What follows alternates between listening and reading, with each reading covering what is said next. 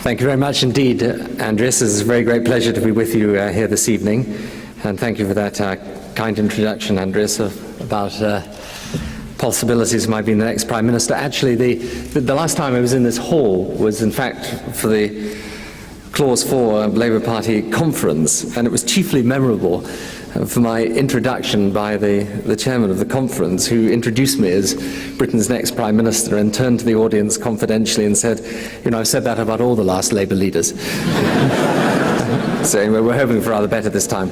Can I also thank Simon enormously for that discreet piece of lobbying. So understated, I thought. In fact, it was such a passionate speech in favour of elected mayors. I wasn't quite sure whether it was an introduction to me or a job application. But anyway, he may make a very good one, who knows? I actually believe that I can pay Simon no greater compliment than to say he is one of the very few journalists that when you read their articles, they are not predictable.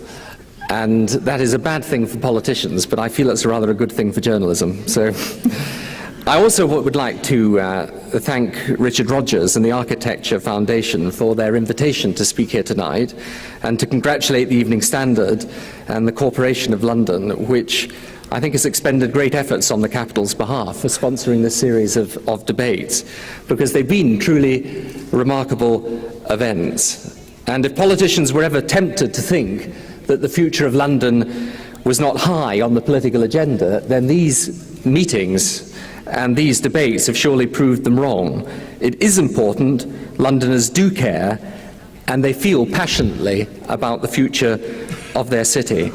And what I would like to do to you, with you actually, that's the problem with politicians, you know. Actually, it reminds should not be taken in any sense as an indication of what's about to befall you under a Labour government. Now, I believe that we start from a very simple proposition, that London is the economic heart of the country. It drives the national economy. We have enormous advantages in media, communications, and the arts. In the English language, we've got a huge competitive advantage. And in arts and culture, London is a world centre.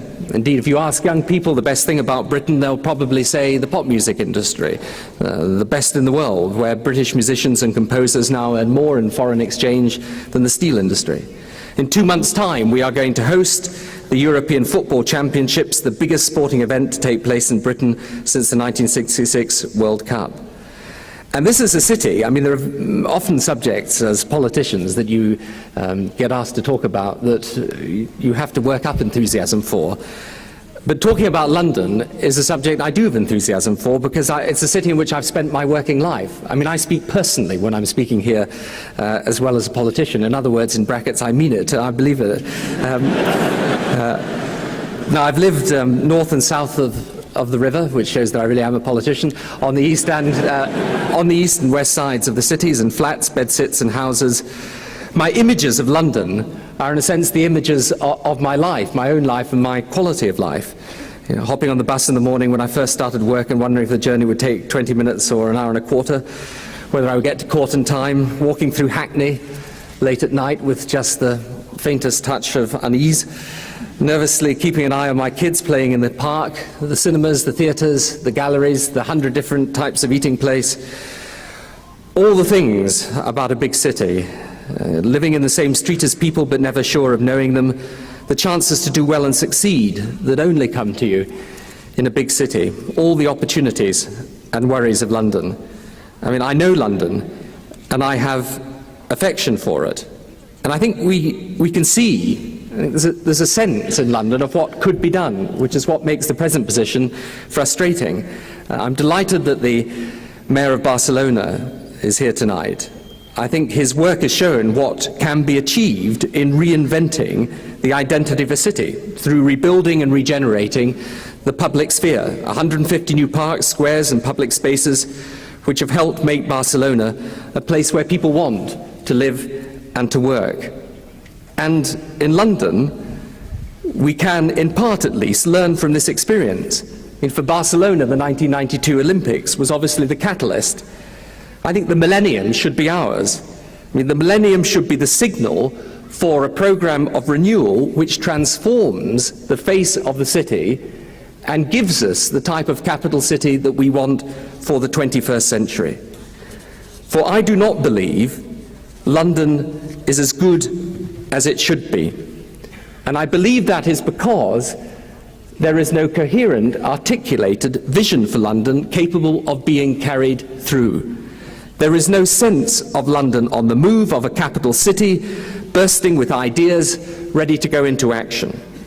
It has strengths, it has importance, it has history, but it lacks and yet urgently requires a galvanizing, powerful vision of its future.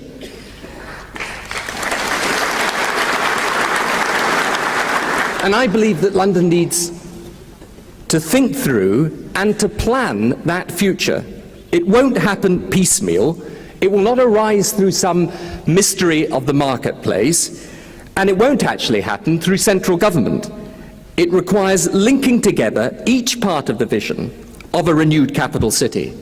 The regeneration of the blighted areas of the city, the inner city particularly, education, industry, transport, the arts, culture, and communications.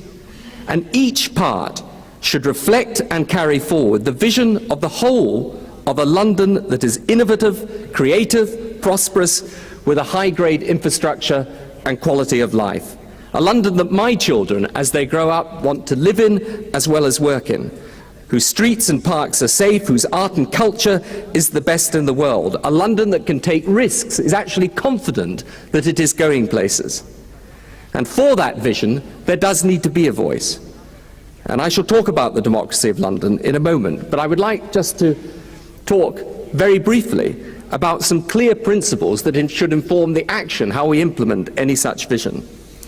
First, this is not about government centrally trying to control and order. The role of government today should be to enable, to organize, to place together the wishes of the people and their means of achievement, but it does not need to happen through central government. Secondly, the finance can be public and private. There are no boundaries of ideology here. Of course we want good property development, as well as good action on poverty and unemployment. It is the best combination for the best practical result that actually matters.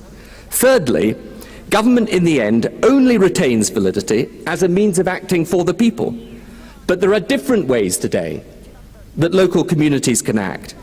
Tenants' associations that actually take charge of local housing, cooperatives that will run leisure facilities, the voluntary sector that can put together training and work programs for the young homeless, often far better than central government itself.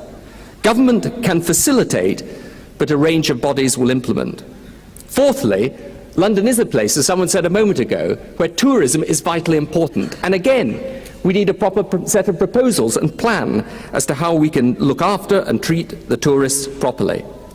Fifthly, we should seek to improve not just the quality of life of the individual, but the public domain itself, the community where people share activities and do things together. And in this, design is central. And we should be prepared to be bold and imaginative. We should preserve our great monuments of history, of course, but we should be seeking continually to add tributes to the creativity of our own time also. People should, in 100 years' time, be able to look back at the architectural achievements of the late 20th and early 21st century, just as they look back now on the architectural achievements of the 17th and 18th and 19th centuries. As Norman Foster has said, should the Horse Guards Parade really be a car park, or isn't there some better use that we could make of this potentially wonderful space? Look at the river and its potential. And again, we've been developing it, but developing it often in a haphazard way.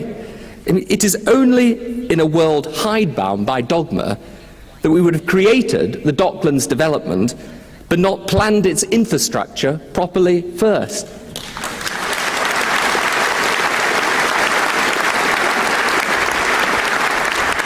And in 4 years' time, we have the opportunity to stage the Millennium Exhibition at Greenwich. The organisations which work together to win the right to stage the project, I think, deserve great credit. It could give London's economy a massive boost, attract new visitors from all over the world. And the exhibition should not just be an event for Greenwich or even for London, but for the whole country. It can be our showcase to the world. But the project will only happen if public and private sectors work together with energy and determination to make it a success. So what then do we see as the challenges for London? Transport, congestion, pollution, crime, dereliction, school standards, the unemployment, racism, homelessness, the exclusion